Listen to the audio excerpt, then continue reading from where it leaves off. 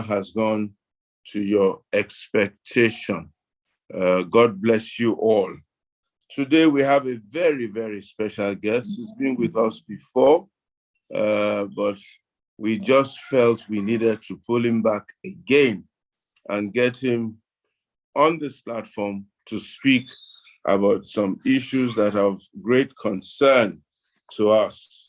Victor Lutenco is currently the Senior Program Coordinator of the Migration Management and Head of Sub-Office with the International Organization for Migration. He has 16 years of experience in design, coordination, implementation, monitoring, and evaluation of development programs with a special focus on migration. He has worked with government entities, international organizations, and NGOs in Moldova, his home country, as well as in the US, in the Russian Federation, Italy, Armenia, Belarus, Central Asia, and Mongolia. He's traveled all over the world on this particular subject, and is here working with the UN Migration Agency in Nigeria, looking after our immigration matters and helping to support the Nigerian government and also the international government in handling this issue of migration. It was he that said about, I think, 2,000 people, and he can correct me if I'm wrong, virtually leave Nigeria almost on a daily basis on legal migration, and maybe another 300 to 500 leave illegally, and some have to be brought back to Nigeria, sometimes in plane loads. And the dangers, the difficulties, the challenges, and then the economic issues surrounding this Japa syndrome. So that's why we're looking today at Nigeria and the Japa syndrome. What do we do about it? How do we control it? How is it affecting our economy? And so on and so forth. But maybe I should start on a personal note with Victor. The dangers, the difficulties, the challenges, and then maybe I should start on a personal note with Victor, who I like to consider my good friend now, and ask him, how did you, Victor, you are most welcome again. Thank you very much for accepting our invitation, especially now that we have a new government in Nigeria. I think the last time we spoke, it was still the old government. And maybe part of what you'll be doing for us today is to give the new government what you consider to be advice as to what they should do with the situation we found ourselves in right now. But maybe I should start on a personal note, as I said, and ask you, how did you get involved in all this immigration business? You've been at it in so many countries and so on and so forth. What was the interest and what led you to become almost a migration expert? Thank you, Pastor. Thank you, my friend. Thank you for this invitation. I'm very glad to be here and to discuss about this topic that I consider very important for the world and for Nigeria in particular. To answer your question, about maybe 23 years ago, one of my first activities while I was still in the university was to train young kids to do debates, to get involved in discussion, very close to what we're doing here, but in a kind of a structured manner. And one of the topics that we were discussing was migration, and particularly combating trafficking in human beings. And at that time, I was approaching it just as one of the subjects, but little by little, I became interested in that and got more involved into details and into the thinking how to improve the tactics to combat trafficking.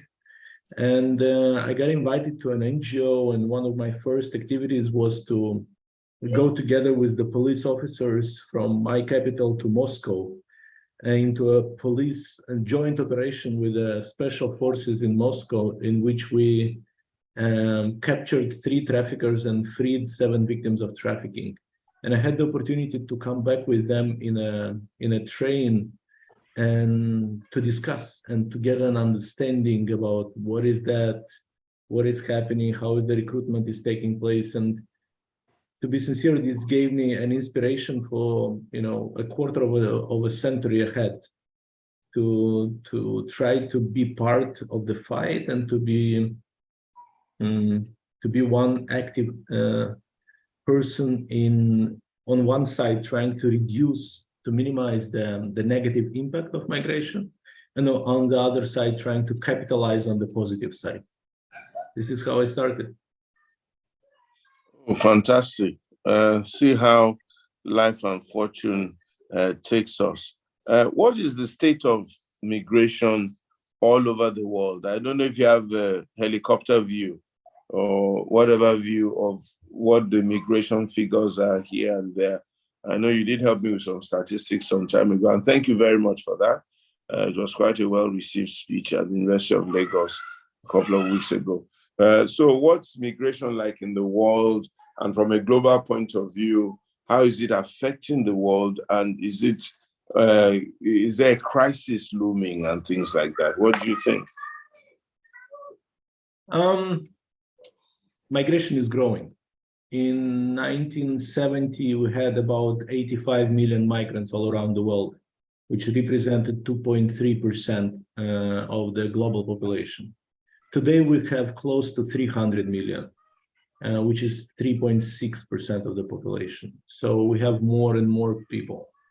I've seen today an article that was quoting the former chief expert on the panel on the climate change, who was saying that anything that is happening now in the Mediterranean with migrants trying to cross into the Europe will be dwarfed in the next 30 years by the proportions of the climate migration, of the displacement caused by climate change.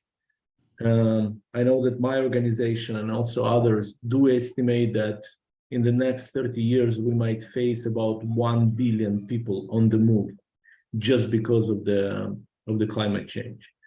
But we, of course, know that we do have different other elements that do work as push factors for migration. First of all, the economic inequality between the countries, which stimulate a lot of movement from more poor country to more rich countries. We do have demographic imbalances, very low fertility rate in Europe versus high fertility rate in countries in Asia and in Africa specifically. We have the insecurity situation, the wars, the conflicts that again are stimulating people to move. And let's say smaller considerants that are different maybe from one country to another, but that are also contributing to the movement. So let's say the COVID was a time that maybe the number of migrants worldwide, they plateaued a little bit, but now it's catching up. And looking at our numbers, because we also provide medical checks for the Nigerians who are applying for visas for some countries. And we're looking at these numbers and we see, for example, that the numbers are catching up now. They're returning to being high, to being at the pre-COVID level. And we might soon get close to the top numbers that we saw in 2016, 2017. The time which was called the migration crisis in Europe. And I guess that's why you use the word crisis. Unfortunately, what back in 2016 was called crisis, next year or the year after might be just normality. And I think we have to get used to that. The more and more number of people will be on the move. They won't be static anymore. We'll have to take into account when we design our development policy, when we design social protection, healthcare, education will have to take into account that some of the people for whom these systems are designed, they're not within the boundaries of the country, they are outside. There are, by different estimates, somewhere in between 15 and 17 million Nigerians abroad. They're sending back somewhere in between 20 to 25 billion dollars annually, which is comparable to what Nigeria is making from selling its oil. So to a certain degree, Nigerian economy, if some people are saying that Nigerian economy is an oil-based economy, then with the same success, you can say that Nigeria is a migration-based economy or a migrants-based economy, just because of the remittances. And I'm not mentioning here the savings that are happening abroad, the investments that are being done by these people in one way or another. That's why, and of course, we do see a lot of negative consequences. The number of people going abroad is hard to estimate because there are different channels. But we are looking at the central Mediterranean route, right? From Nigeria through Niger to Libya, across the Mediterranean. We are looking at the application that we're receiving through our medical health program. We have some estimates. For example, just the visa application. I'm not saying that all of them are successful, but just the visa application, the health checks that IOM are doing. Last year, we've done close to 250,000, which is 250,000. Yes, which is about 1,000 per day.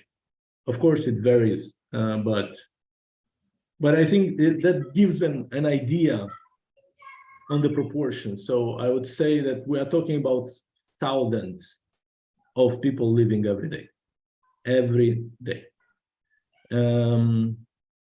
Taking into account also the irregular border crossing that are happening, all the processes. Now, IOM in Nigeria is also one of our main programs is to support the return, the voluntary return of Nigerians from abroad. So just to give you a comparison, since 2017, we've supported 32,000 Nigerians to come back home. And it's not just supporting the return, it's also helping them to reintegrate. So we've helped almost 20,000 to restart their life here, which means,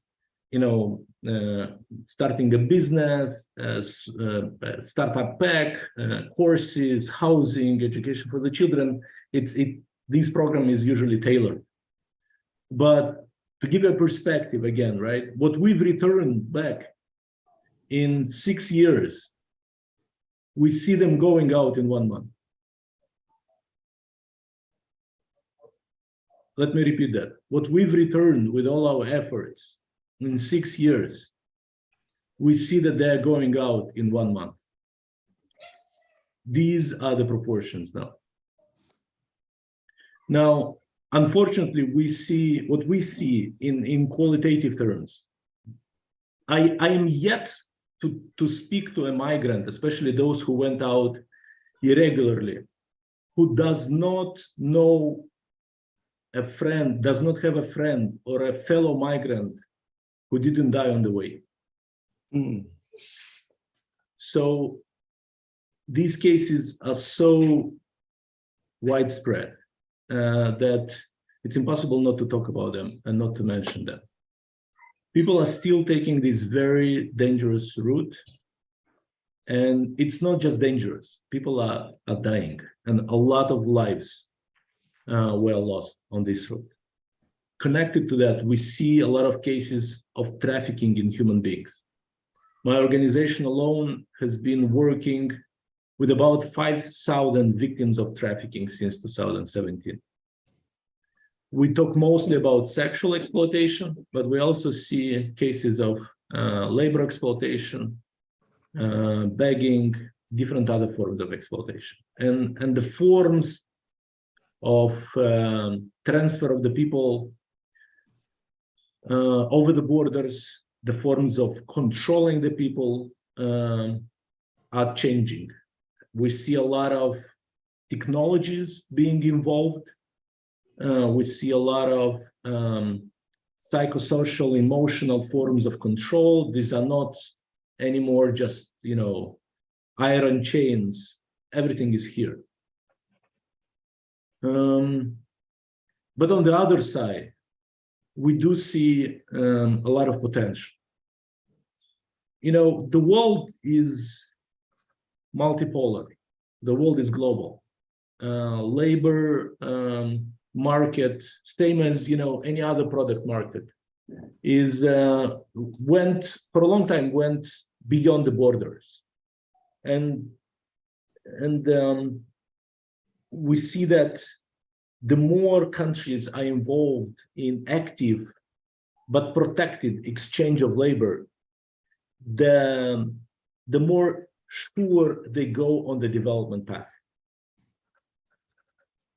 Also, those 15 to 17 million Nigerians abroad, they do represent probably the biggest unexplored development potential of the country. Besides huge amount of money, or even more than that, these people have an immense amount of knowledge. They know everyone in this world. You can get to anyone. I'm sure there is a Nigerian close to all the CEOs, close to all the governments, all the presidents of the entire world, be it the governments, businesses, healthcare facilities, and so on. The networking that the Nigerians abroad can provide for the country, the knowledge, the know-how, the access to experience is incredible. The only question is how to harness all of this potential, how to leverage it, how to put it to use for the country. And this is one of the directions in which we are working, and this is one of the dimensions in which we are trying to support the government, harnessing the potential of diaspora in supporting the development path of Nigeria. Thank you very much. And I think you've landed on a very, very important point. And that is maybe now your advice to the Nigerian government as to, number one, what do they do with this migration problems, the rising numbers, people going out every day, how, if necessary, to stem it and get the people to stay or whatever, or how to then harness this 15 to 17 million Nigerians you've spoken about and get it to be a positive instead of a negative. I know that there's some countries that have even deliberately encouraged migration for the benefit of their own countries. I think China at some time did a bit of that, and I think the Philippines also did quite a bit of that one way or the other. I don't know if you know of those experiences. So what's your thinking? What do we tell the government? How can we make the best of this situation at this present point in time? So if you are president of Nigeria, what would you do? And maybe one day we can vote for you. Who knows? That your question contains the answer. I'm not suggesting that that's something that people have to decide and the government of Nigeria have to decide. But I was talking about these 17 million of Nigerians, right, who are abroad and who have so much knowledge and so much experience, and they also have the money, they also have the potential, but they cannot vote. They cannot vote. But they cannot vote, right? Starting from this element. Now, migration is very complex, and don't expect me to have a simple solution for such a complex problem. But there are some key principles that I think we can easily talk about. Does Nigeria have to actively try to stop migration? Not really. Nobody managed to do that. You'll build a wall around the boundaries of Nigeria. People will jump, people will dig under, people will make a hole through, but they will continue to go. So instead of putting efforts into building this wall, I think what is necessary to do is to really look inside and understand what are the root causes and what are the key ingredients that are pushing people to go outside and addressing them. For example, of course, a lot of people will talk about employment, right, and young people. But what are the key ingredients that will determine people to seek employment and to stay employed and to have a gainful and meaningful employment in Nigeria? We just finished a project in Benin City, right? Until now, Edo State is the top state as the origin of migrants from Nigeria. About 30% of our returnees are from Edo State. We've done this project for the past, let's say, a year. There were about 62 young men and women who studied woodwork and who became woodwork professionals. So we've invited university professors to help them study the profession. We did some internships, we did some seminars with professionals. We also did a little bit of mental health and psychosocial support. And I mean, surprisingly, even for us, by the end, when people were graduating, not one of them dropped out. 62 people graduated, including 3 people with disabilities. So we asked ourselves, what was so special about this project? What motivated them, right? We also give them startup packs, quite serious one, including like a generator, right? So that they can, start their business. So we asked them, what was the most important part of this program? What made you stick to that, right? And we were expecting maybe the startup pack, right? People are quite linked to the material side. And I was surprised. They said the psychosocial part, the mental health support was the most important for them. What they studied, what they learned is how to work together, how to overcome conflict, how to critically analyze possibilities and opportunities. This was the key. And I'm asking myself, maybe these elements that are not necessarily, considered primary in employment policies, maybe these have to be prioritized now. Maybe this is where we have to invest more together with the government in order to make sure that, all the employment policies, they actually stick to the young people and that we diminish the dropout rate and we really have this, meaningful addressing the economic causes of the Japa syndrome. That's one thing. Second big thing, I guess, is we have to respect the decisions of the people. We have to respect the right of a person to decide their own destiny. And if they decided to go abroad, they don't become less Nigerian. They don't become less human. They don't become less of interest to us and to the government. And I think the policies should just follow them, should learn how to continue supporting them, even if they're going abroad. First of all, to make this path, I think the government should become a little bit more proactive. Of course, not a lot depends on them, but more proactive in seeking the regular pathways for migration, ensuring the protection of the people so that less have to lose their life on this treacherous way.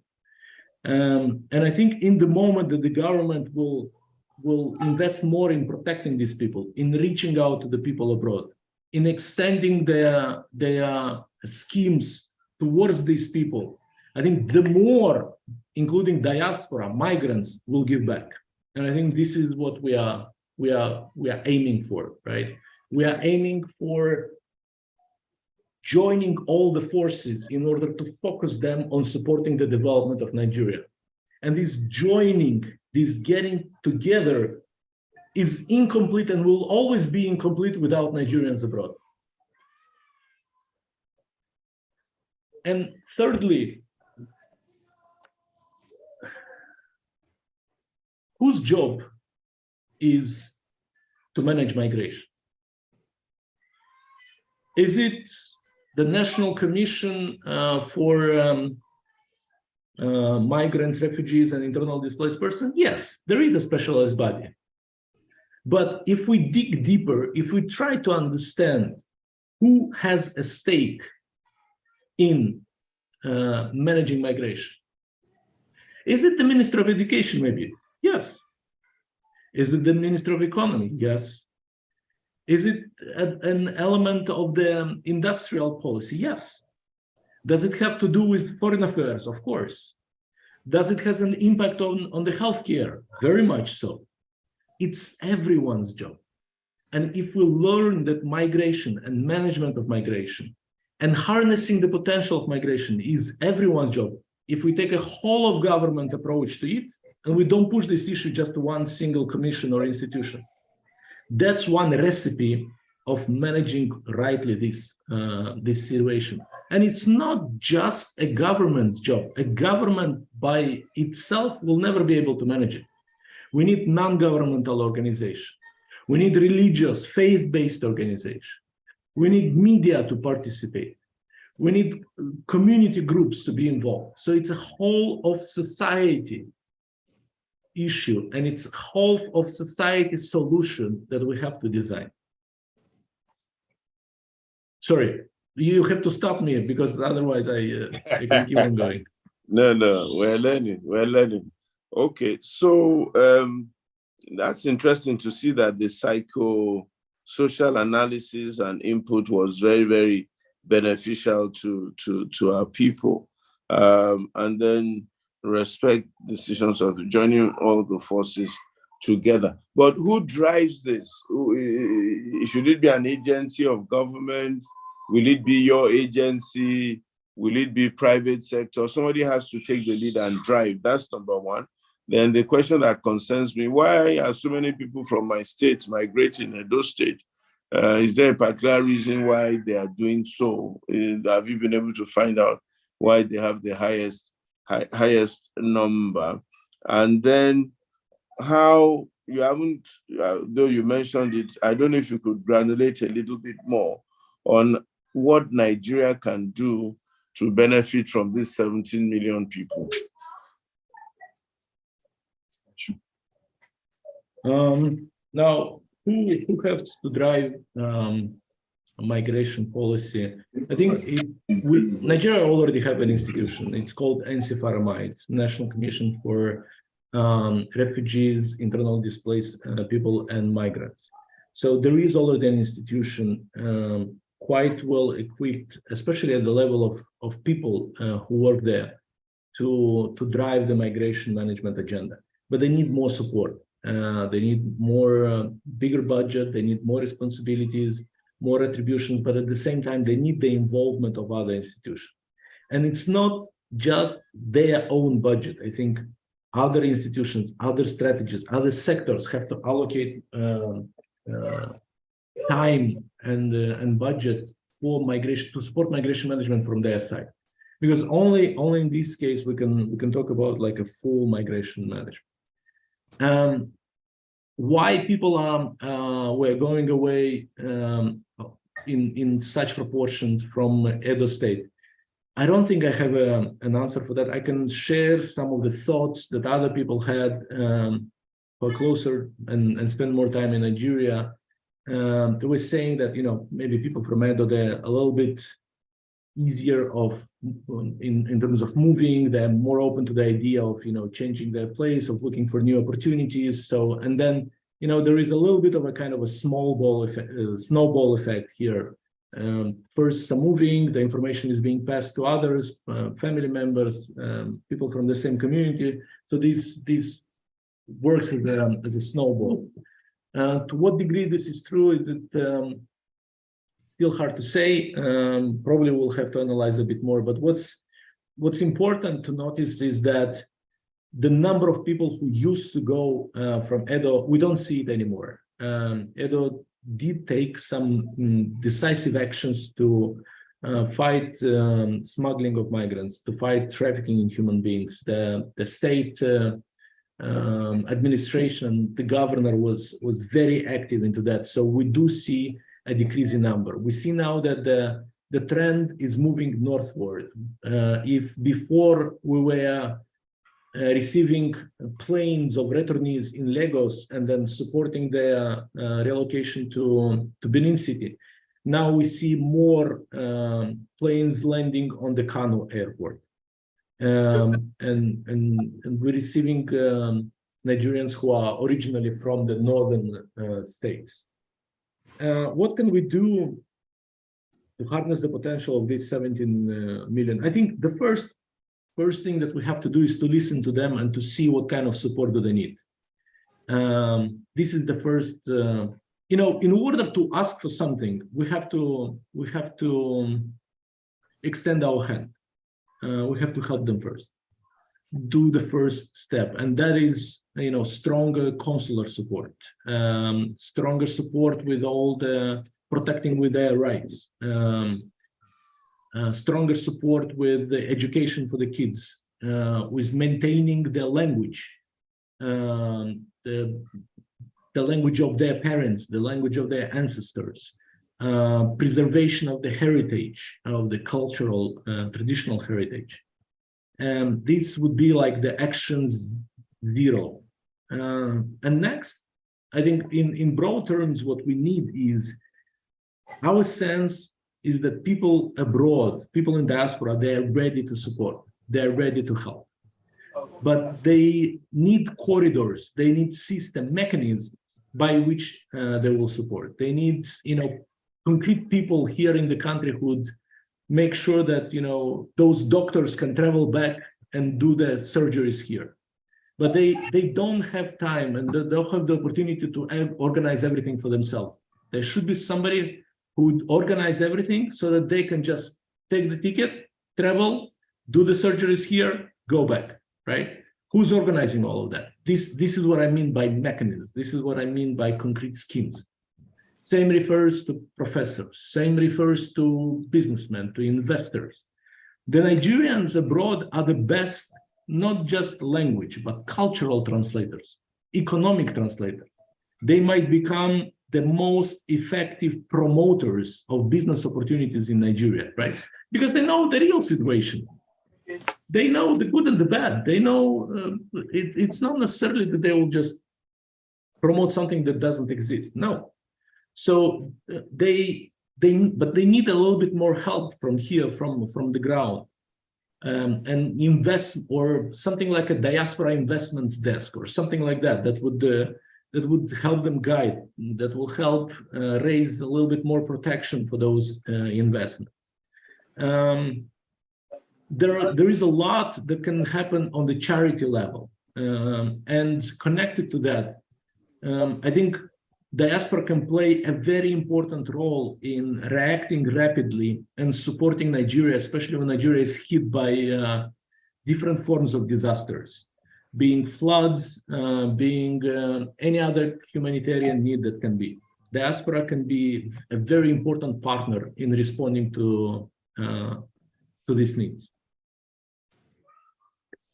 Excellent, excellent. I think you've made some key points. Listening to them, maybe getting a serious database of all the Nigerians in diaspora and having a means by which we can get their thoughts and get them operating in different communities and making sure that there's strong consular support. That's what you said, and connecting them to home one way or the other, either through language, through food, through culture, and so on and so forth.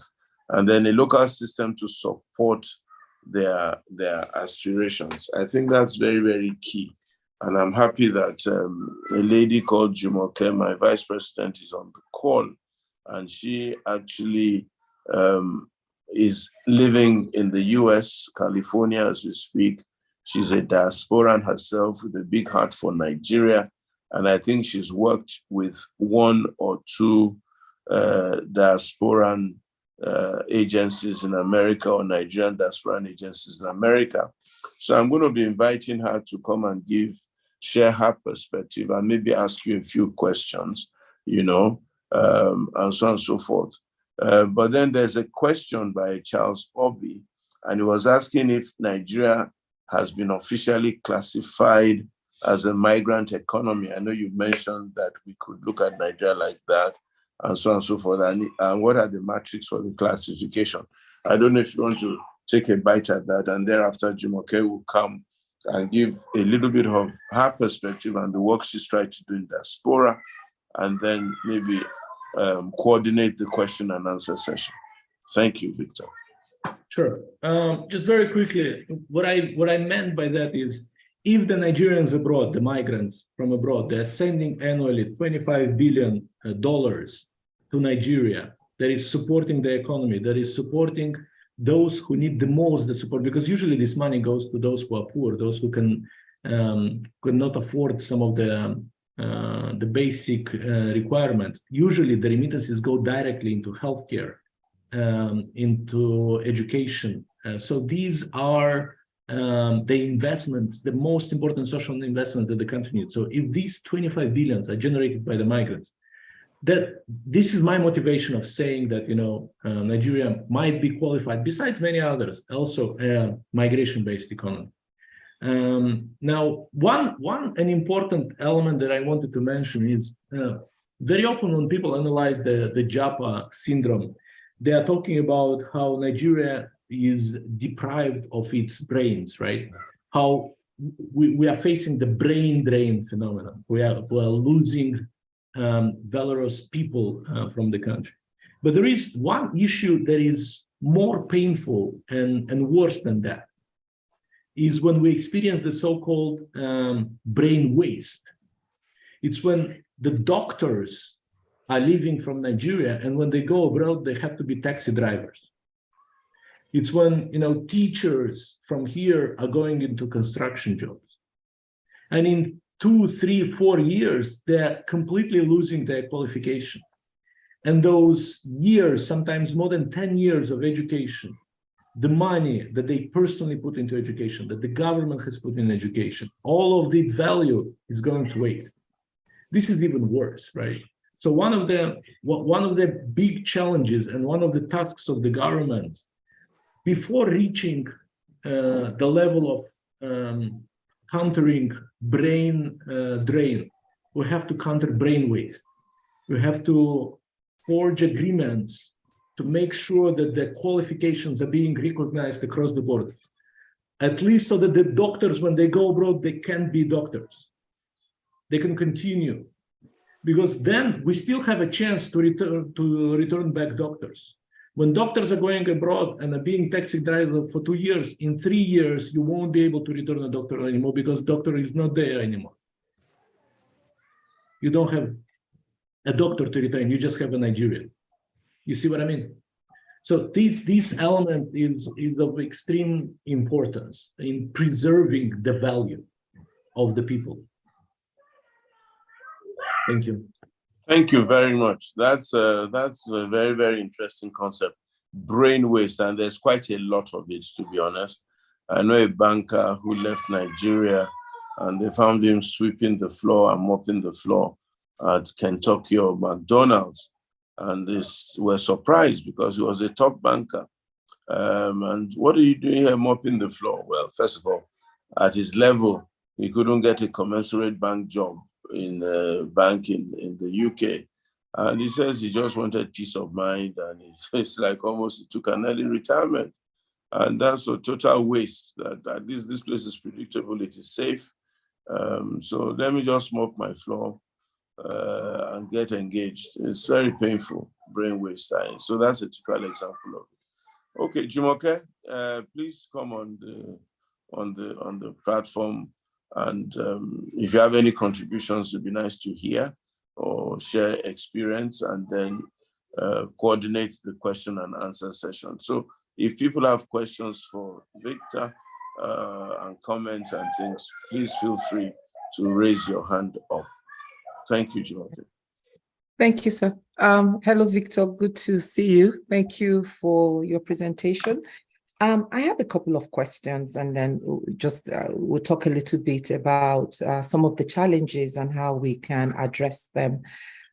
There are different groups of diasporans. There are those that, so do you have the statistics on, and I would use the voluntary diasporans, those that left with the intentions of coming back. I know that a lot of us fall into that category, so I would call them the educational migrants. Maybe they left Nigeria in the 70s and in the 80s with the hopes of coming back to Nigeria to give back. And that was when Nigeria was at its peak. And then there are those that are forced economic migrants. Do you have that statistics? Because I believe there is a difference or there is a different strategy for one set in reversing the brain drain to the other set that just want nothing to do. So if you could just speak a little bit about that, and then I'll follow up with a couple more questions, and then we'll start taking questions from the participants. Thank you. Thank you. No, we don't. Okay. No, we don't, and I don't think that anyone can have this. We really lack a good study, a good research on the diaspora. And there are many more nuances of Nigerian diaspora that I would underline, comparing to other countries in which diaspora can be more or less kind of solid, unitarian. In Nigerian context, you can talk about, not just about Nigerians abroad, you can talk about Yoruba in California, for example, and Igbo in the central England, and different other dimensions, right? So we can talk about the professional groups. We can talk about doctors, right? Doctors in Texas, the Nigerian doctors in Texas, or different other professional associations. How strong is the professional motivation for these people and to get involved along the lines of their profession? That's also an important dimension. Now, the business community, the Nigerian community in international organization, there is no international organization that wouldn't have Nigerians in its top ranks. You know, the World Trade Organization is headed by a Nigerian. A Deputy Secretary General is a Nigerian, and so on and so forth, right? So the people in the top management position, Nigerians in the top management position, is another category. Now, this creates a very complex mapping, much more complex than in the case of other countries. And I would agree with you 100% that we need to do a good mapping. And it's true that this mapping will help us design different approach and different strategies towards energizing and mobilizing. And sometimes you start from one, and this is helping you mobilize two, and then you have a pyramid effect, right? That will help you go down and secure that you mobilize a much larger base than you started with. So strategically, it's very important, it's very correct. So I would agree with you, but have we actually started this job? Not yet. And this is where we have something that we have to do. Okay. So I have a kind of a little bit more, I would say, complex question. And a lot of us in the diaspora that left Nigeria in the 70s and the 80s have this romantic idea about giving back to Nigeria. And so over the years have been mobilizing, forming organization. I know I personally have been in the space for probably over 20, 25 years. And but there is a major challenge as well, because we start off as Nigerians and then we become tribal, right? We become more focusing on our community groups, Egbomo Yoruba or the World Igbo Congress, and less of the Nigerian organization, United Nigeria for Nigerians. And then I think one of the more successful professional organizations are like AMPA and the Nigerian Nurses Association. I would say those are the two organizations that really harness their resources irrespective of their tribes, you know, to coordinate these medical missions and give back to Nigeria. But do you believe that there is a role of the host community or the host countries or our adopted countries in really supporting the diaspora efforts in giving back, whether it's through policies that encourage the government to be more attentive to some of, or to reversing the brain drain, Has there been studies about that, or even strategies that have been developed around that, where the I would say our adopted countries now work in synergy with the diaspora communities to reverse this brain drain?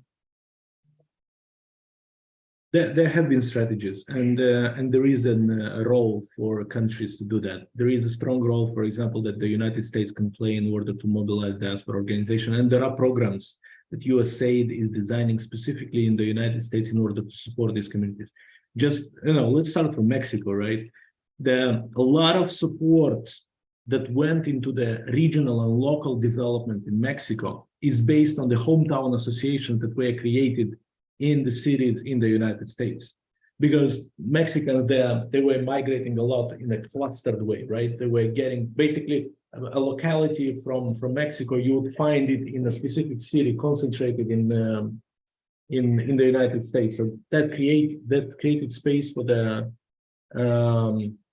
migrants to associate themselves in hometown associations. Now, is there space? Is there possibility for the sorry, I think the alarm went off here. Is there a possibility, is there space for the host government to support the activity of these hometown associations up to the level of co-sponsoring even this? Yes, there is space for that.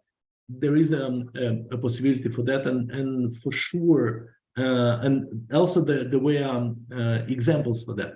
And I think one of the ways and one of the directions of activity of the Diaspora Association, but also of the government, is to persuade the host government and to advocate for more support for the Diaspora Association. Because like that, we can get them being even more active. And I understand the tribalism issue, but in my opinion, this is something that we just have to accept and we have to deal with. If people feel like this, because diaspora works the best the more local you become. When you are abroad, your school, your hospital, your family, your community, your village is much more closer and important than bigger geographical dimensions like LGA or state or even the entire country. Now, using this, the more local you are in approaching diaspora, the more chances of your success. Let's start just by the fact that at least half of the people will just turn away from you when they will hear about initiatives to support diaspora. It's normal. So I think it's in the phase in which we are now, we have to use all possible ways in order to keep the attention of the Nigerians abroad towards Nigeria, and then little by little responding to their needs and recognize the fact that Nigerians in diaspora are not over one single type. They're very different people. They're responding to very different incentives. They're interested in very different things. So the diaspora mobilization policy have to be exactly like that. They have to offer various opportunities, various incentives. It has to consist of various programs that would cater to different interests of the people abroad. Thank you. I'm going to just one more question and then I'll yield the floor. So the American Jewish diaspora, the Jewish diaspora community are probably the most successful in terms of being able to influence what goes on in Israel. And then recently, the Indian diaspora community have also played a huge role in rebuilding India. And then there are others like the Chinese and Korea and even Jamaica, Jamaican diasporans. So why would those strategies work for Nigeria? And if not, why not? Why won't it work for Nigeria? No, they would work. I think they would work. There is a lot of things to study in Israel. And if somebody would ask me, the Nigerians in Diaspora Commission, people from there, where should they go, in which country in the world in order to study the most efficient strategies to reach out to diaspora and to build diaspora policy, I would say Israel, first of all. There are a lot of things to study. There are, projects, public investment projects as big as, I think, close to $100 billion that were 100% financed by the diaspora. Their Taglit program, their birthright program, their different, programs to engage young people, young Jewish from abroad, and so on. They are an inspiration. Of course, it's hard to copy because the parameters of the Jewish diaspora are a little bit different than other countries. But to get inspired, yes, for sure, there are a lot of things to study. And when I was working on diaspora policies in my country, I went to Israel to study. And, the way they say sometimes in policies is, if you have a possibility to copy and steal from other countries, copy and steal. These are good ideas, copy and steal. Other countries will be just happy if you do so. Now, these hometown associations, I think they're quite an interesting concept when you want to support not just the entire country as a whole, but you want to support regional and local development. And the so-called Landmannschaften, when the Jewish were coming from the Eastern Europe in the end of the 19th century and beginning of the 20th century, and setting up this kind of hometown association in the United States just to support each other, but then they started to help back the communities of origin. I think that's also a good example. This is how the hometown associations in the US supporting Latin American countries started, and this is exactly a model, an interesting model, I think, for Nigeria to experiment and to work on. So in conclusion, I think there are very interesting models to follow, but Nigeria have to understand that in order to be able to identify these programs, to study them well, and to implement them, Nigeria needs to allocate resources to that, including human resources, including institutions that would deal with that will have also access to some budget. The investment on the return. The return on investment, for the diaspora policies are usually very high, but there should be an investment. Thank you. Thank you so much. Please speak a little bit on, you earlier mentioned having a diaspora initiative, or whether it's independent diaspora desk that can help facilitate some of these initiatives. And during President Obasanjo, when President Obasanjo was in office, the American Jewish Committee, AJC, had actually taken on the Nigerian diaspora to mentor us. And there were a few of us in that program.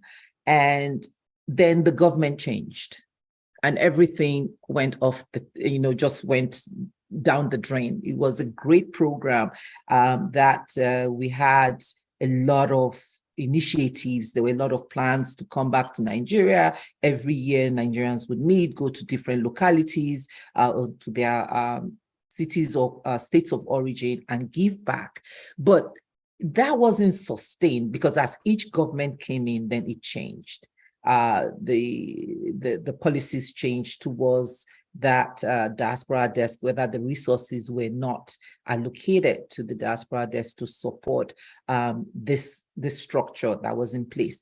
How can maybe the community or civil society organization fill in that gap and be completely independent of the government so that it doesn't matter which government is in place? This desk is functional and it does serve that role.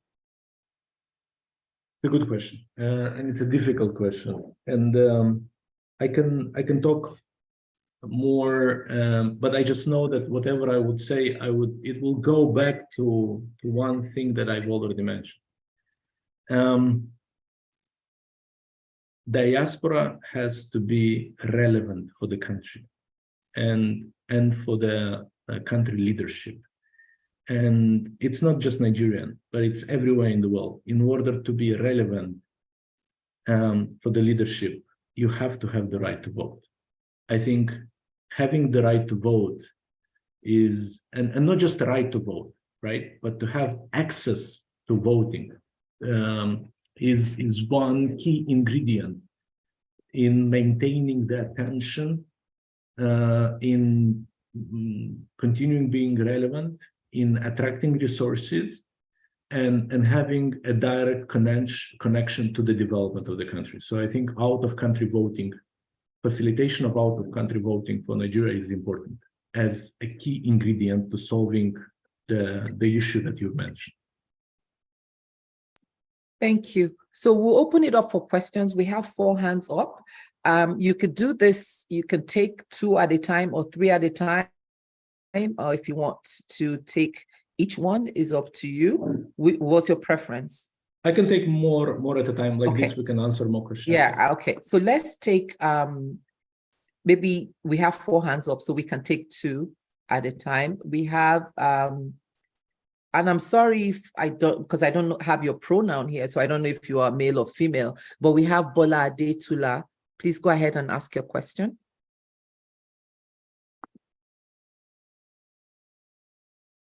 Please unmute yourself and ask your question. Thank you very much. Thank you, Victor, for the presentation. Now, during the course of your work in Nigeria in particular, and in any other place in general, have you ever come across or found a link, a sort of nexus between migration, whether illegal or legal, and drug trafficking? That is one. Then my observation, you mentioned brain waste. I would want to imagine the brain waste are probably those who went on illegal migration, because those of them right now under this Japa syndrome, most of them have got appointments, very good appointments with good offers abroad. So I will not regard that as brain waste, but at the same time, it is a disadvantage to us here in Nigeria. I have an experience. I won't mention the name of the bank, but this Japa is affecting all the people, the professionals in the bank, that I am feeling it already. Your personal, whatever, keep changing every day, and they are not well trained. So how would you, I don't know, I really, that one is the one that is actually bothering me. And then on this issue of migration, I recall while I was in the African Union Commission that there were some documents developed by the African Union Commission. And then in those days, the United Nations wanted to help Nigeria. They were ready to sponsor medical doctors back to Nigeria, but there was a resistance from the doctors who did not travel out. And then the program failed. Thank you very much. Thank you. So we are going to take Bayo. Please go ahead, Bayo, with your question. Okay, thank you so much. Mr. Victor, thank you so much for this brilliant presentation. Thank you. I really enjoyed it. Now, in Nigeria, there is what I call monumental disrespect, oppression, and subjugation of the will of the people by the government and the institution of states. You know, talking about a recent one, not too far ago, police brutality, NSAS protest of 2020. You know, and so this is a major factor that is, you know, that is making youth, especially, of which I'm one of them, I'm currently in the UK, leave the country. So I'm wondering, is there a way your organization can, you know, address this or talk about it or mention it to the government in such a way that the government, you know, can show more respect to citizens? Even employers can show more respect, and human, you know, just human rights. Give us more human rights in terms of, you know, the way you treat the people. Is there a way your company or organization can address this or can help push for this? Thank you. Thank you. Victor, do you want to take one more or do you want to take those two? You're on mute. You're muted. Sorry, I can take more. Okay, so let me give, I'm going to call on Femi Olowe because you had your hand up for quite a while. So Femi Olowe, please go ahead and ask your question. Okay, good afternoon, everyone. Thank you for giving me the opportunity. Mine is just a comment and it's a sincere advice, not necessarily a question. Part of what you asked, Mrs. Jumoke, when you were trying to pose your question was that we should try and separate the education migrants from those who may be referred to as illegal, migrants. Okay, and that's a good one. So that's one of my concerns, but that has been settled.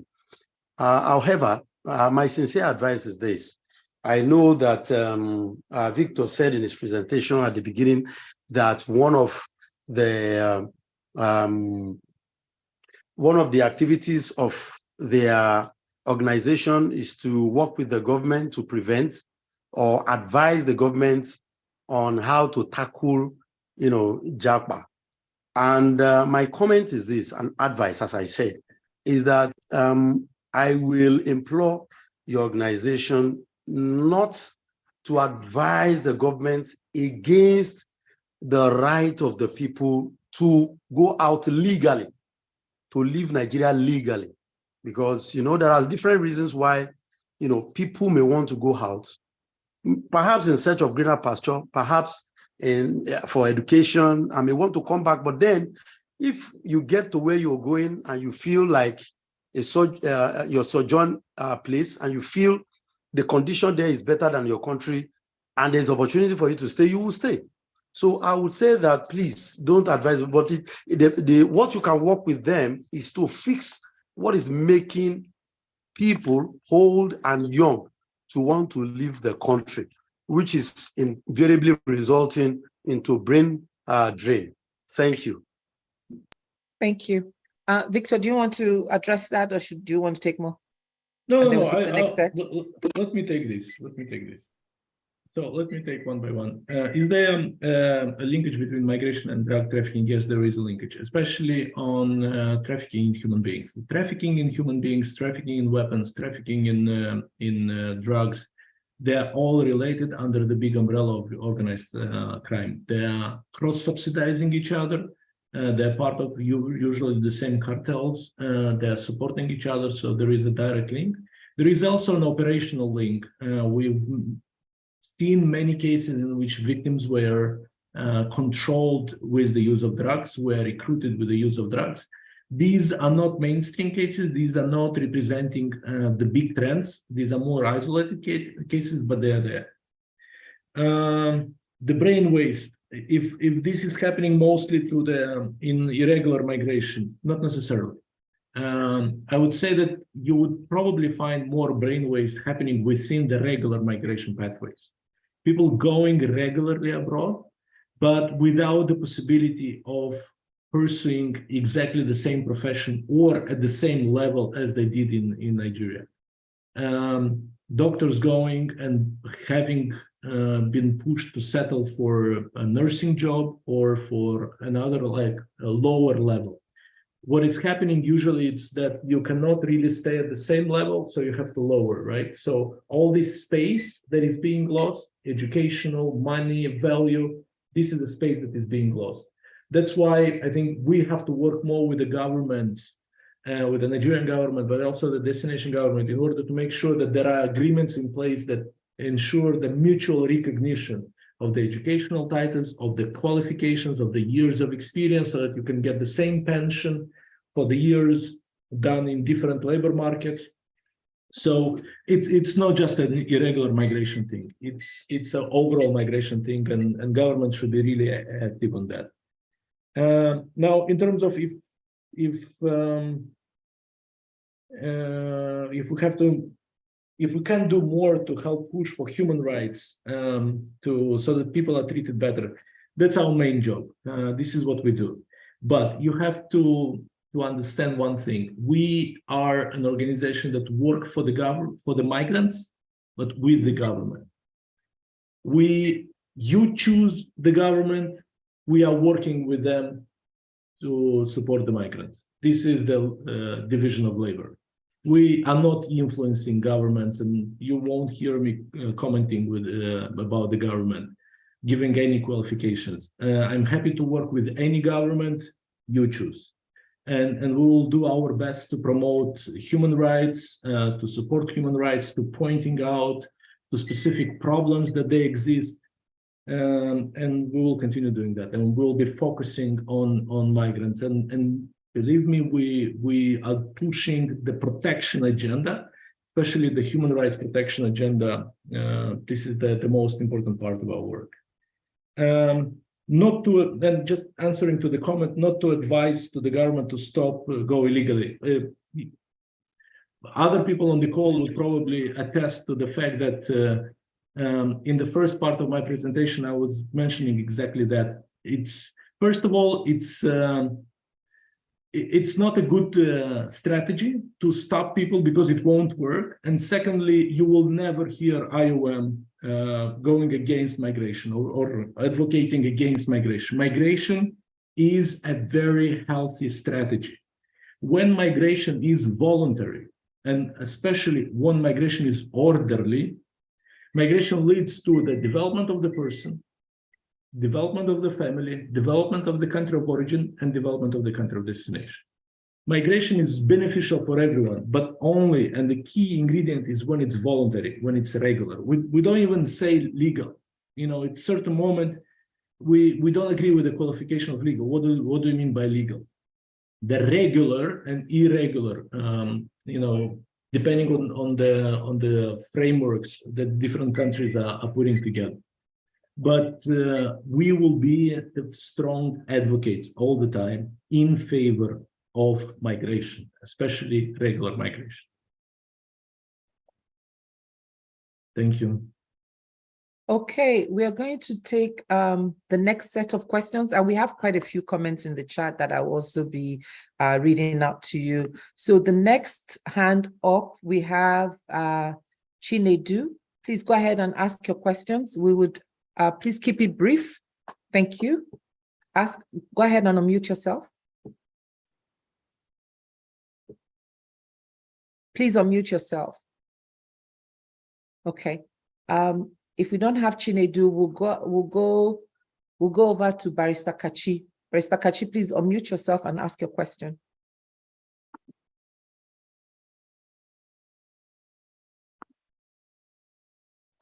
Good. Good evening, everyone. Thank you so much for another wonderful, wonderful meeting to discuss this. And thank you, Jim, for a great presentation there. What I wanted to point out was a couple of things. The issue that you raised about the response of the Nigerian government, you know, in terms of trying to view migration as a negative thing, which is really where all of that sort of anti-Japa response is coming from, is because the benefits of migration are not properly appreciated. Now, can we propose, or I'm proposing, that we actually invest more in the type of work that ALG is doing in educating policymakers on these things going forward. I think, Jamaica, that's for you. That's for you to take on board. I think I've been involved in the whole process about the diaspora voting, and I was shocked at the sort of attitudes. I was with the Senate committee. It was shocking how people were wielding so much power over an issue they knew zilch about, absolutely nothing about. And so you stood no chance against such people with such mighty power. So I think advocacy, policy advocacy in that area needs to be increased. On that note, if it's okay, just to remind you that we have some events on this. You do know that we have the National Diaspora Day on the 25th of July. I think it's going to be very, very big this year for obvious reasons. On the 24th, it kicks off with a webinar, which will be discussing the Indian model that Tony alerted to.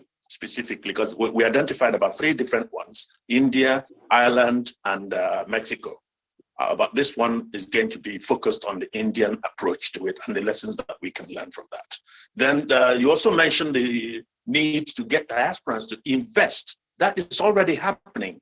NIDCOM has been driving that with NDIS, Nigerian Diaspora Investment Summit, again this year. So there are activities. I think it's important that we coordinate all of these things together so that it doesn't seem that we don't come across as being discordant in our approach. Thank you very much. And well done, ALG, again, for another good one. Thank you, Barrister. Go ahead, Chinedu. Chinedu. Thank you for a great presentation, and thank you for the opportunity to ask questions. Before I ask questions, I just want to make a quick comment. I underwent my master's in England about 20 years ago, and when I started, and I returned immediately after my graduation. Graduation was 3rd of December, if I remember. Before the middle of December, I was back in Nigeria, and I was happy, and I had, fantastic opportunities. And I never imagined that I would attempt a return. But one of the things I would state categorically made me make that decision was when I saw the, forgive me, I'm a Christian, and I noticed, it got to a point I noticed that practically every pastor either had dual citizenship or none of their families were here. And I thought to myself, I don't have a second passport. If something happens here, I'm just stuck, and I refuse to be stuck. And so last year, at the very ripe old age of 45, I made the decision to move. And it wasn't an easy decision, and it still hasn't been an easy decision. But I would say that when leaders glaringly show that they don't trust, they don't respect the country, it'll be hard for followers to do. So a good place to start would be for our ministers of the gospel to please don't say one thing with one mouth and say and do another thing. That's and also in terms of, I think it was the Minister of Labor who they were speaking to him about migration of doctors, and he says, oh, they can go, we have more. I think it's also that basic disrespect, and talent will move because talent can move. The question that I have is, okay, so I observe now, because I'm an older student and obviously I have a little more experience, I've been able to have better jobs than the first time that I came. I actually lecture in my university part-time. But I observe, especially in England where I am, that there are, it just seems to me like the average Nigerian who's coming here is just fixated on doing healthcare, and they really don't care. They're not even doing the maths, because I'm like, look, if you're paid £10 an hour and you and you're entitled to work 20 hours, you're definitely not going to make a quality income on this. So are you thinking about the future? So for me, I'm wondering if there's something that we could do, because obviously, when our people are leaving the country and entering, there are some kind of records. Is there a way that the Nigerian embassy in at least the key countries that Nigerians tend to migrate to, US, UK, Canada, those kind of countries, is there a way that their ambassadors can just have like entry programs? I don't know. Just basic skills, things they need to look out for. I don't know. Is there something that, because it just seems to me like we really don't give a shit about our people, and it shows in many ways. So that's the question that, and if there is a way, I would really like to participate in that, and please point me in the right direction. Thank you. So you're thinking of like an integration into the community or society program for new migrants. Okay. So I have Afolabi, Uncle Afolabi, please go ahead with your question. And then we'll take the last set, and I'll read questions from the chat to you. Uncle Falabi, please go ahead and unmute yourself and ask your question. Okay. Uncle Falabi, okay. Yeah. Good evening, everybody. Happy Eid. Happy Eid. My question is this. I don't know if you know, but a few weeks ago, if you're aware, there were some nurses, I believe, about, can you hear me?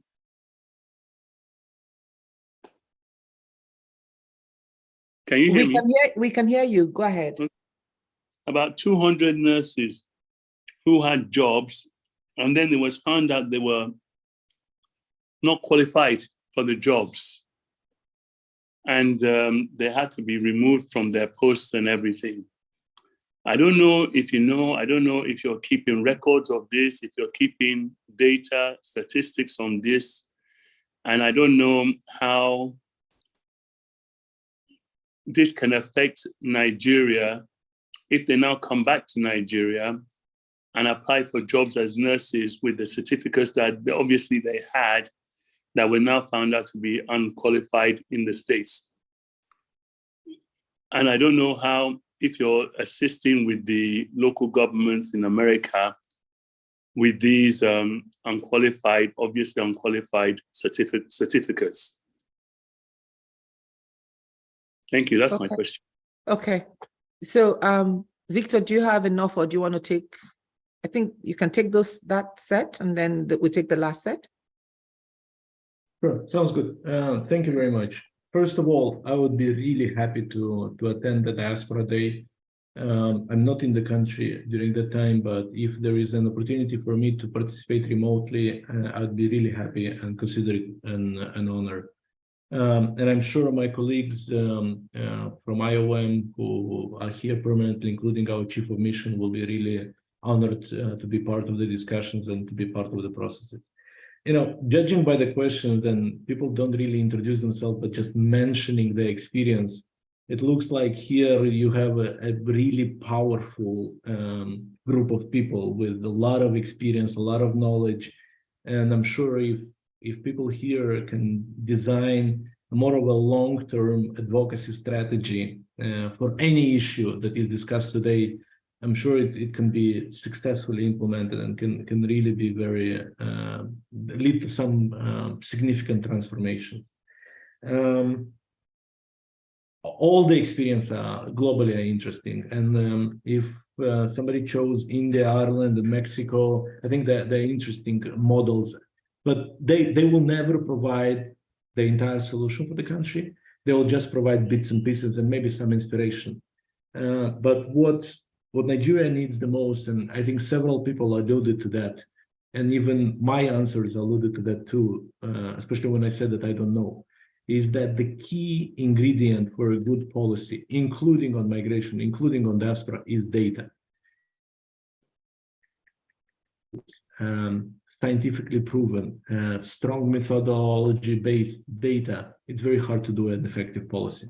So the more data we get on the number of Nigerians abroad, the structure, the different parameters, professional, cultural, income, propensity to return, to invest, and so on. The better data we have, the more institutions we have involved, the government, the think tanks, the local ones in the countries of destination, the ones from here, the better. So I think we will start feeling the real big transformations when these discussions like this one is really very much data-driven and data-based. Now, I completely agree there are different initiatives that are happening. The NIDCOM is participating in different initiatives. And I've heard about very beautiful initiatives in supporting hospitals, in building schools, and so on.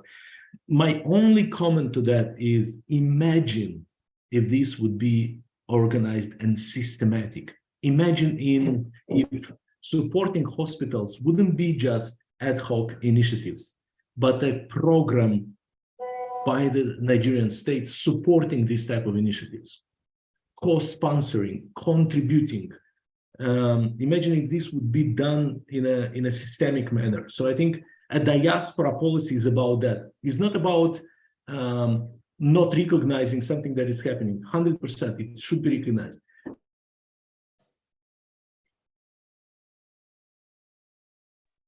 I would partially disagree with the lady that mentioned also the idea of a second passport.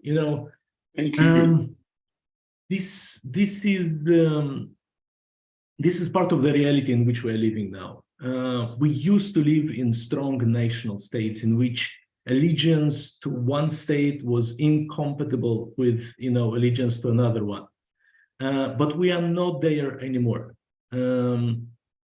We live in states, in multinational states. We are living in times in which people can have several homes, several countries that they recognize theirs. And it's absolutely normal to have several passports. And exactly as we said that we have to be respectful of the right of a person to go abroad, exactly like this, we have to be respectful of the fact that some of the Nigerians are also British, and they're also American, and they're also Canadian, and they're also Russian, and they're also Chinese now, or maybe something else. We just have to respect their right of being there, but continue working with them because they're not less Nigerian. They're just more of something else. And I think that respecting this element is really the key parameter of a successful diaspora policy. I think I cannot quote or answer to specific people or comment on what some specific people have said. But what I'd like to say is that a lot of countries and sometimes it's not like overall migration policy, but it's very sector specific. You will see that countries tend to focus on producing more of a specific profession, but be very open to the idea of importing human capital for another profession. It's nothing bad in that. It's really trying to capitalize on labor market as a global phenomenon, not just as a national one. So it's not exactly, I don't really see a problem if at a certain moment Nigeria decides that, there is such a big demand for Nigerian doctors, and why not really focusing more attention on medical education? Because this is what Nigeria does well and used to do well, and probably can reinvest forces so that, this defines some of the labor that goes abroad from Nigeria. So if at a certain moment Nigeria starts having a little bit of a more proactive stance towards migration, towards emigration, this is just part of the world in which we're living. Can ambassadors do more actions, can be better educated? We used to have a program, and we actually prepared the feasibility study and everything to support the government to have labor attaches. So basically, specific diplomats who would work in the Nigerian embassy to support the integration of Nigerians abroad, to support their employment, to support basically the connection between the embassies and the Nigerians abroad. It never was never implemented except one labor attaché that is in Geneva now, in the permanent mission of Nigeria in Geneva. But normally and it's not just the function of the ambassador. Yes, the ambassadors could be better prepared, but it's actually about the personalities in the embassy. There should be people especially dedicated and who have to work permanently with the Nigerians abroad, with associations, in understanding the problems, in helping them, and so on. So from this perspective, we totally agree. And usually these are the consul officers, the consular staff. And in very many countries around the globe, we do work with these people. We help them build databases. We train them. So we are happy to do the same way in Nigeria. And I think there was a question about the nurses, right? I am not aware of this case, but I'm happy to be in touch with you and to provide, to study the issue and to see what we can do. Maybe at the end of this call, I can leave my contact details so that we can stay in touch with those people who are interested in, and we can just follow up on some of the issues. Okay. Thank you, Victor. And about the case, the nurses that did not have qualification, this happened in the US, and they found that some of them were actually using other people's certifications or certificates to work, and some were forged. And so that had now, it kind of like sparked a lot of review process, and I'm sure we have a couple of nurses here from the diaspora on the call. So that's what he's talking about. I don't know that is government can really well the home country can do anything about it, because it's part no justification, but they come and then they try to kind of make a living, but unfortunately through illegal means. And so that's what happened here in the US. We're going to take this last 3 sets of questions, and then we'll read from the group, and then we'll close with wishing Pastor Olu a very happy birthday. So please stick with us. The guy behind the scenes, today is his birthday, and we will celebrate him. Go ahead, Dean, please ask your question. Loa, if you could keep it brief, we would appreciate that as well. Dean, please lower your hand and ask your question, or mute yourself and ask your question. Okay. In the absence of Dean, can I have Sulaiman to please unmute and ask your question?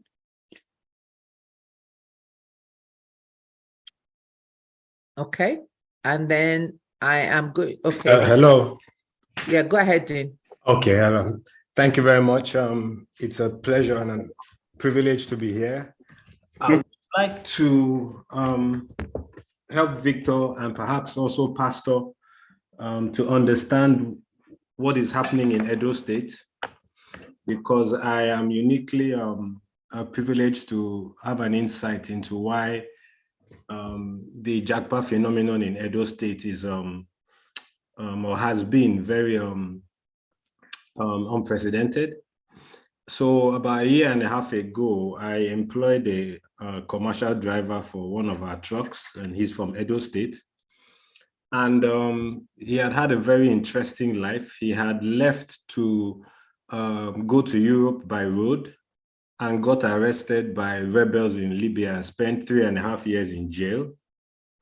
So after being freed from a ransom with a ransom payment, he was freed from jail by the rebels, and he started working in Edo State. Forgive me, started working in Libya, and he was washing cars, and he was making quite a lot of money by Nigerian standards. So he says the governor of Edo State came to Libya and said that Libya should pack all the Edo State people back to Nigeria. So they were forcefully repatriated, and then he came back to Nigeria. So, of course, he said this the first day he came for the employment, and I decided to help him because, I wasn't afraid of the fact that he'd been in jail or whatever, but I just felt that he needed a helping hand. He turned out to be an excellent driver, although he's not with us anymore. So he opened our eyes to myself and my wife. He opened our eyes to understand why it's such a serious thing in Edo State. So from what he said, which I've confirmed to be true, when people japa in Edo State, it's not like how it is in the rest of Nigeria, where somebody can leave and then you might not hear from them again, or they might just go to school, or they might just work or whatever. In Edo State, when you japa, you are japaing for one reason and one reason only: to send money home, to show off to friends and family. So the reason behind the japa is not, oh, I just really want a better life, but I want to oppress my neighbors, my family, my friends, for extended family, obviously. So that is the key behind it, and that's why it's different from the rest of Nigeria. So when they get there and they start earning money, 60%, 70%, 80% of their money is sent back home. So within 2 years, they're building a house. Within 3 years, they've packed other family members to whichever country they're in. So it's a show-off thing. So sometimes he'd be driving and then he would receive a call, and then he will start shouting, "Oh, this person has gone. This person." I'll ask him, who is that person? And he will say, this person that has left is somebody who apparently was very wretched and maybe was at the lower rungs of the financial ladder. He will be so in turmoil that before you know anything, this person will start sending money home and start building house. So for Edo, it's different from the rest of Nigeria because it's all about how do I push my family forward and so on and so forth. Thank you. So that's that. Then I'm also going to be, I'm on holiday in UK right now. I'm coming back in a few weeks, and I've decided on this journey that the next time I'm coming back, I am going to be among the 17 million diasporans. I have decided to Japa myself. And as the last lady said, she's at the ripe old age of 45, but I'm 50. But I wouldn't want to take up our time to explain why I'm jackpotting at 50. So thank you very much, Victor. You've been fantastic. Thank you. We are going to take Suleiman, and I cannot refuse my mother, whose hand just came up, so we'll also be taking her. I don't know if that was a question per se, so maybe we just take this last three, Victor, and then would that be okay if we take the last three hands that are up? Absolutely. Okay. So Suleiman, please go ahead and keep it brief, please. We are at the end. All right. Appreciate it. Thank you very much. My name is Suleiman Mande. I work with Civil Society Legislative Advocacy Center, CISLAC, in Abuja here, the Democratic Governance Department. So I just want to make a comment about the presentation and all the contributions from the participants. Now, we have raised a very important issue that the root cause of the problem has to be addressed. And I like the fact that Mr. Victor talked about, collective responsibility for addressing governance issues in every country in the world. This is a very important thing. But I would like to point out the fact that, in Nigeria, we have very, very critical development issues, key issues that must be addressed by government, by all stakeholders, in order for issues like migration, like unemployment, should be effectively addressed. Like, when we talk about democratic governance, we are talking about issues like human rights side by side with the rule of law, provision of basic infrastructure, education, healthcare, agriculture, and all that, so that people can be able to effectively live their lives in a way that that other countries or other economies do not attract them. So they don't have to leave their own countries or their families to migrate to another country to add value to the economies of those countries. So what I'm talking about here is that, the root cause of the problem, and I like the fact that somebody addressed the leaders do not respect the system. So this is, I think, the critical issue in Nigeria and across Africa. Leaders must have deep respect for the system that brings them on board. They must have respect for the people. They must respect the values, the norms, and the dignity of the people through provision of basic amenities that will help people have confidence in them and in their countries, so that people can contribute effectively to the development of their respective places. Thank you very much. This is my little contribution. Thank you very much. I'm sorry, we are not going to take any other hands after Professor Grange. So we'll take Innocent, and then the last would be Professor Grange. Thank you.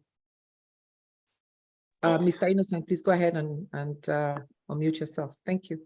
Yeah, good evening all. Thank you, Mr. Victor, and thank you, the organizers, for this wonderful event.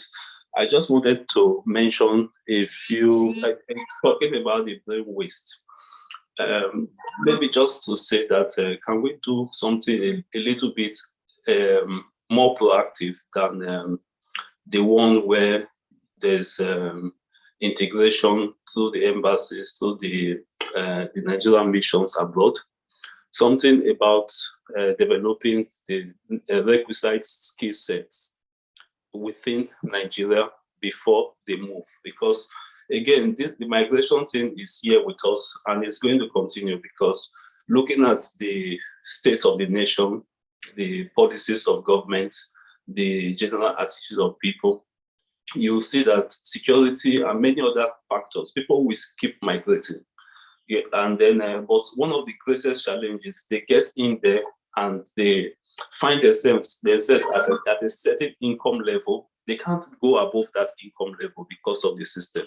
But if they go in there with qualifications that takes them at to a higher income band, they are able to make a reasonable they are able to make a reasonable living, and also able to contribute back home. So the intervention should be right here in Nigeria, developing, identifying those skill sets that would help them be employable when they get in there, so that by the time they get there, they can get the right employment. And then talking about Edo State has one of the highest remittance, diaspora remittances.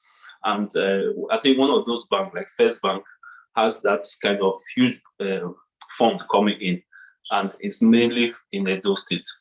And again, it is actually to uplift the average income of the families. If you check Edo State, they are predominantly civil servants, and then there's hardly any how an average family can rise above poverty level without the help of somebody who travels overseas and comes back and take more of the siblings or family members overseas.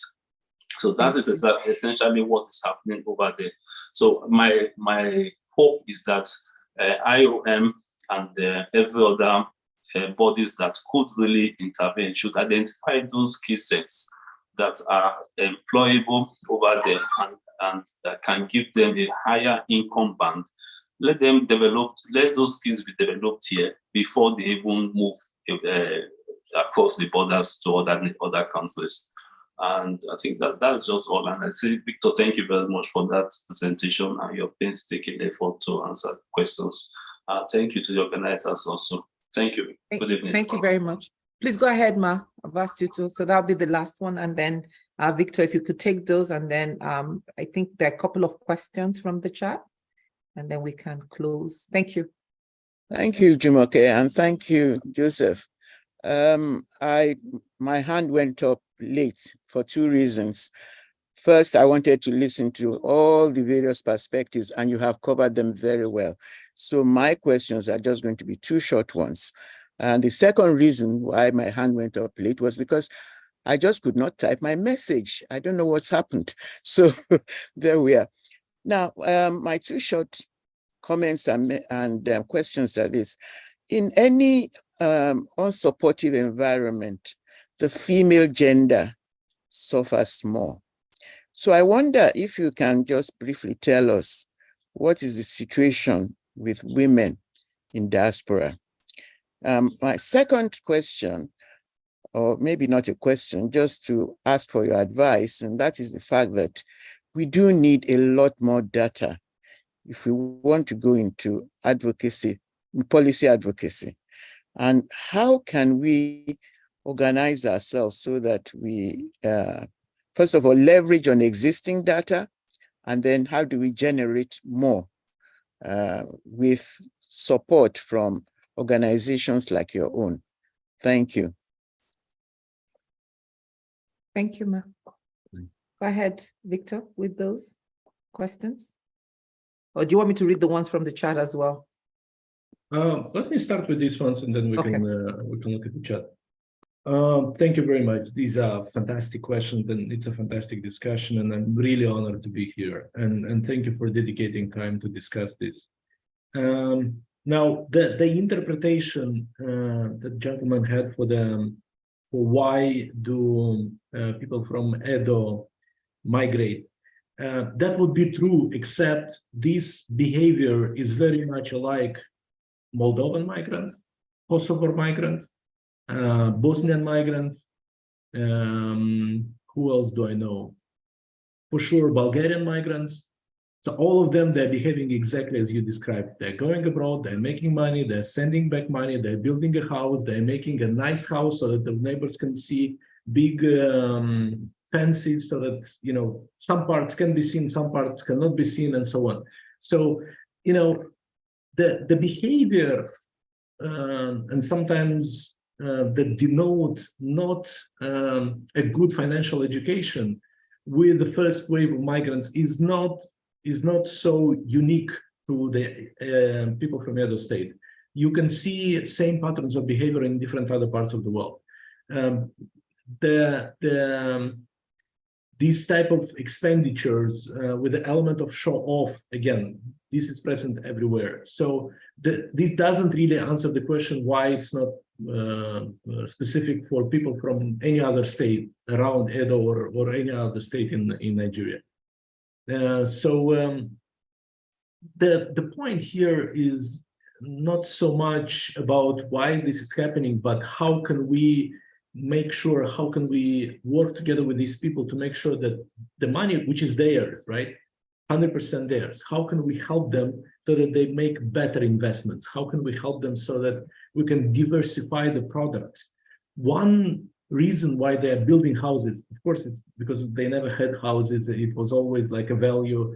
But on the other side, why don't we have different other products on the market that they can invest in? They can bring development. One house built in Benin City does not, except the construction job that it makes, doesn't bring a lot of value to the market, right? How can we design products for the people to invest in so that brings more development to the country, creates more jobs, you know, starts more economic development processes? I think that's the key question for, not just for diaspora, but generally for the migration management process. And to make a Japa at 50 is a very young age.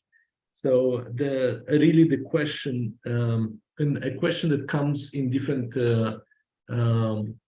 persons were asking and alluding to about, you know, migrating. I think overall, the government should have several principles when they design their migration policy. And as long as the principle is we have to protect the rights of the Nigerians, we have to respect their choices wherever they are, as long as they are within the legal parameters. I think if these are the key principles, then the migration policies will be aligned to what most of you were recommending today, including, for example, the recommendation that we have to develop that skill set that will help the migrants find a decent, meaningful, a good employment abroad. That's exactly the logic. Like, for example, the employment agency, be it at the federal level or at the state level, like Edo Jobs, when they are investing in technical and vocational schools or in professional education, what kind of professions should they promote? Of course, they have to look at the national labor market first, but they have to also consider the labor market abroad, where the Nigerians are going. Because ultimately, if the purpose is employment, then the foreign labor markets have to be taken into account. If the mandate is employment in Nigeria only, it's also justified, but it's not a 21st century employment strategy. It's not an employment policy that fits the current reality. Women, unfortunately, there are two things that I have to mention. Women, for sure, suffer more in being on the move. We hear very complicated stories, especially the very young girls from Nigeria who are exploited in trafficking in Mali, in the gold mines. We hear stories when, you know, women have to take contraceptives because they know they will have to pay with sex to smugglers to get, you know, to the final destination. So I have to recognize that women do suffer much more on the migration pathway now. But at the same time, there is no effective diaspora mobilization without women taking the leading role.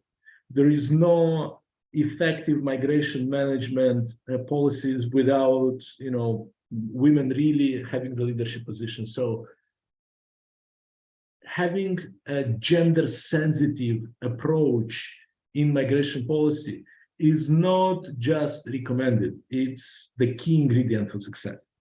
And I couldn't agree more with having the need to have a good data, having a good data and having a policy to design good data. I think the key ingredient here is always to have a very strong methodology. I hear a lot of tentatives sometimes from organizations, just, let's interview 10 people, and then we get back and we announce the results, and maybe this will help us understand better.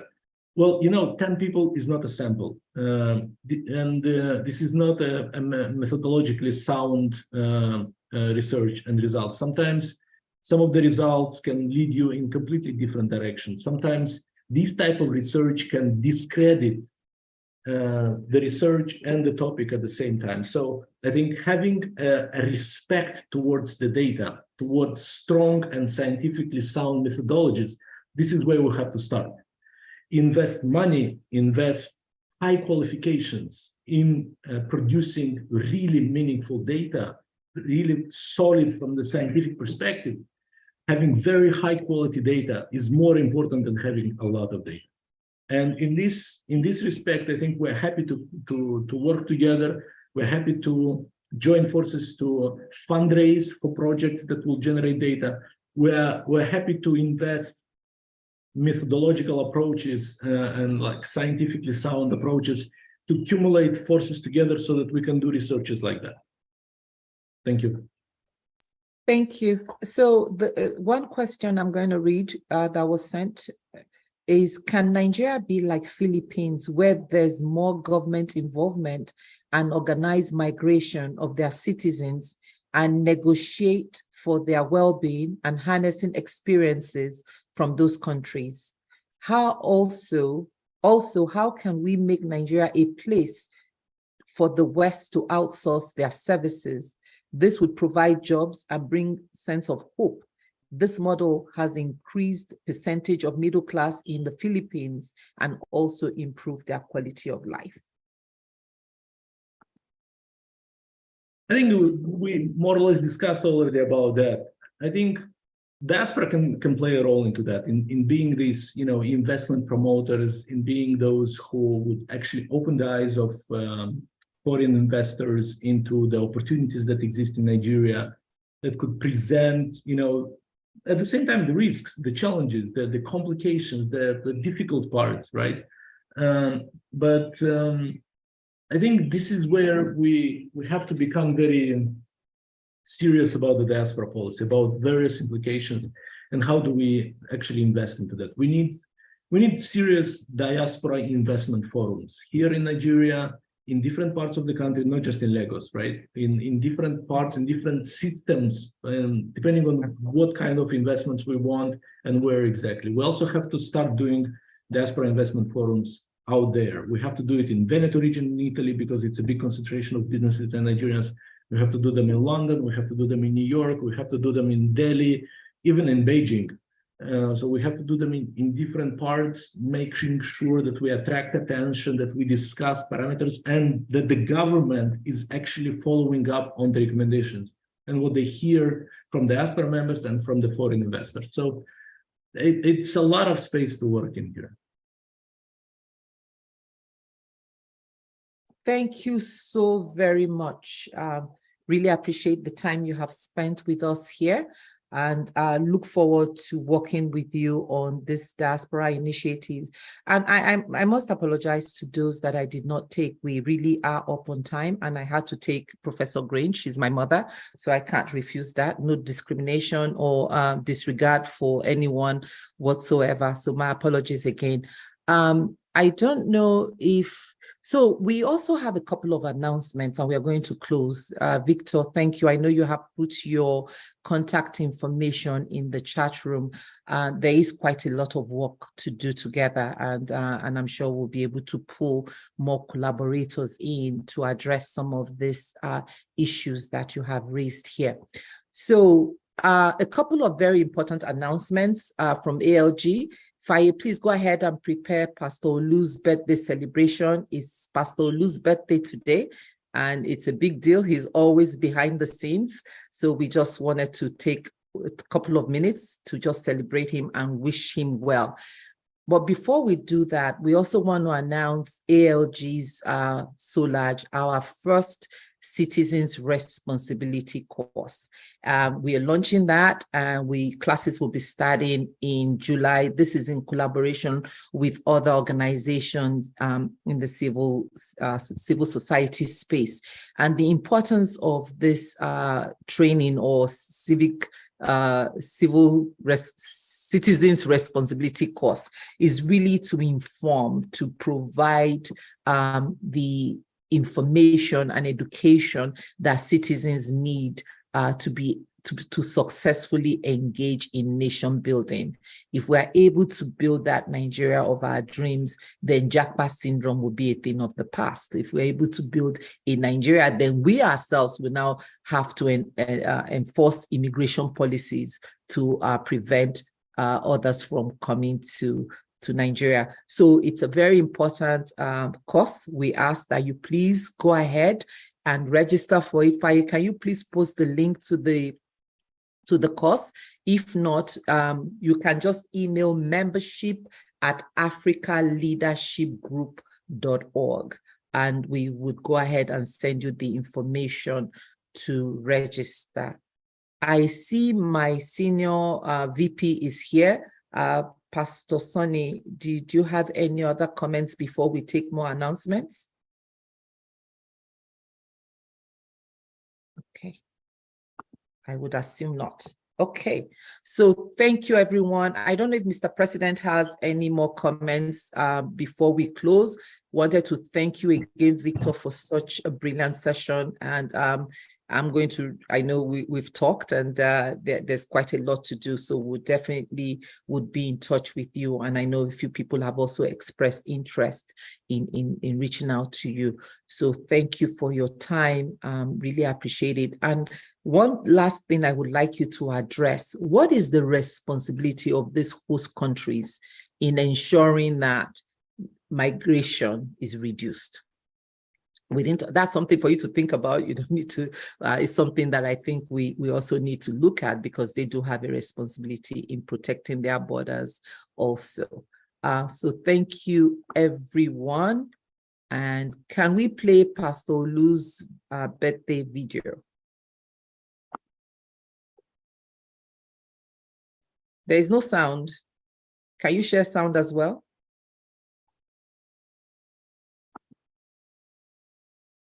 Faye.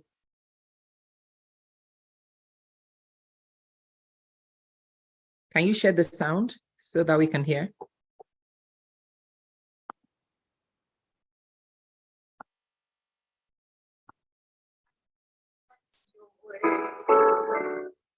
You always want to step behind. Okay, you're playing sound. Okay, thank you. So I was the one with all the glory. While you were the one with all the strength. Beautiful face without a name for so long. A beautiful smile, the high of hate. Did you ever know that you're my hero? You're everything I wished I could be. And I never let it go. Happy birthday, Pastor Olu. We appreciate you, we celebrate you, and we love you very much. Sending you tons of hugs from California. So very happy birthday to you. And there's a lot of happy birthdays in the chat. Thank you. Thank you. Thank you so much. I appreciate you all. God bless you. Thank you. So does Mr. President want to come up for any additional, for last comments? Oh, we're good. Well, Olu, happy birthday. Oh. My own is the Lord will forgive your sins. I show you And the we mark. say amen. In Jesus' name. But sincerely, I want to thank Olu. He's been a great pillar of support, pillar of ideas, consistent, and really, really dedicated, and understands the way my mind works. I really, really thank him. And not just him, the whole body of staff that he leads, who have been phenomenal here and there. Nobody's perfect, but it's been phenomenal. And they really made work and life easy for me. I thank everyone. Olu, have a happy birthday. The Lord will bless you. The Lord will keep you. The Lord will look after your gentle wife and your lovely children. In Jesus' name. And this is just the beginning. I know that God is taking us to great places. Amen. I pray for you. I love you. I appreciate you. And God will bless you mightily in Jesus' name. So thank you so much. You've done an awesome job today. You've opened our eyes to great possibilities. Some of the things you mentioned in the first time out, but now you've really, really brought it home and ingrained it. And I think it's something that we all must think deeply about, run with, see how we can really help Nigeria with these migration issues.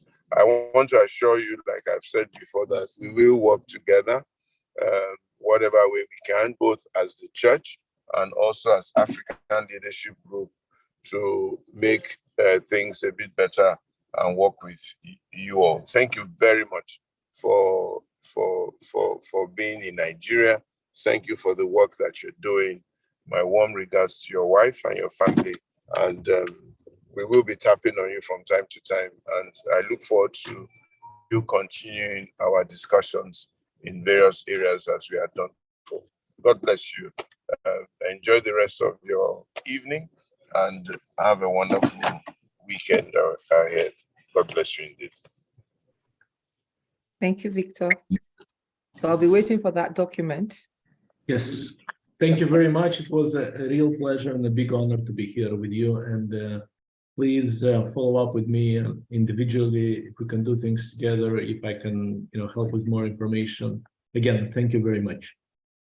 Thank you, everyone. We are glad you're here. Same time next week, same Zoom link, same great host. We'll see you next week. Thank you for your time. I appreciate you and have a good evening.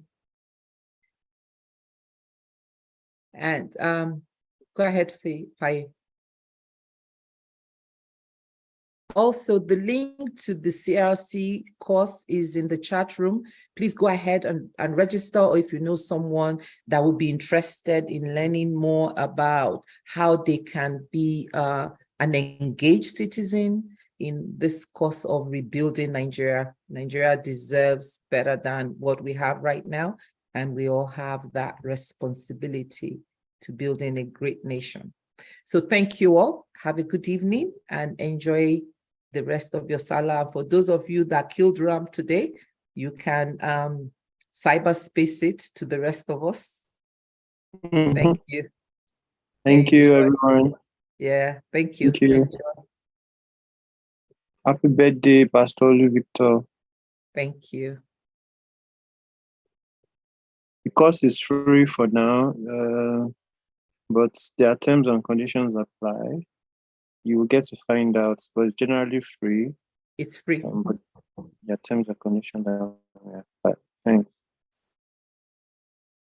The terms and condition is not, we are not going to come and ask you for money later. We just ask that you please complete the modules, that you commit to attending the classes, because again, we're doing this for free. Typically it costs quite a bit of money for the facilitators are also doing this pro bono, and we don't want to really waste people's time. We want to maximize the resources we have. So that's the condition, that you sign up and you commit to attending the modules. So thank you again. Have a good evening, and we'll see you next week. God bless you. Bye. Bye.